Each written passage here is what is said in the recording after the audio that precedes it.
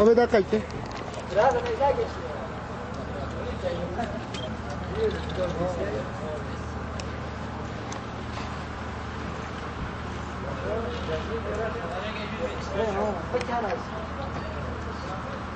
Tamam böyle bu bacuyu, bu bacuyu.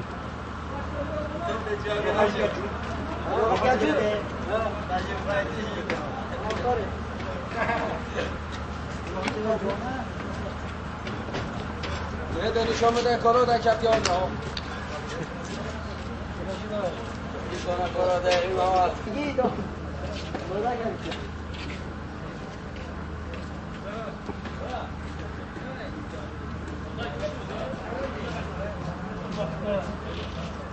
Hadi düşüyor. Necip yaşamış.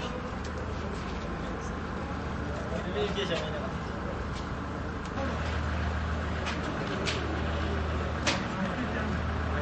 Orada bak.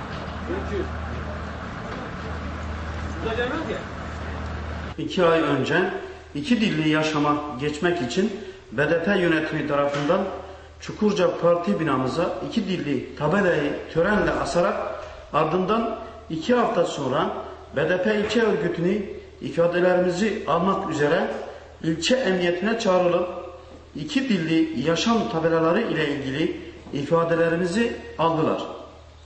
Daha sonra Emniyet Müdürlüğü mensupları indirilmesi için savcılığın emirleriyle verilen talimat doğrultusunda bize iletildi.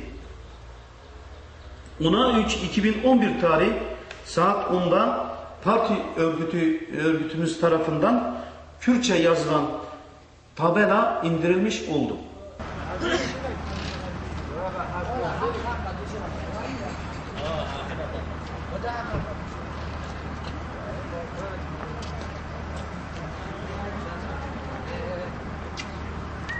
Vətən o iştinci vətən ediken şurken. İştinci vətən o bilim tane öyle. Bakan bana. Burası bizim kâne.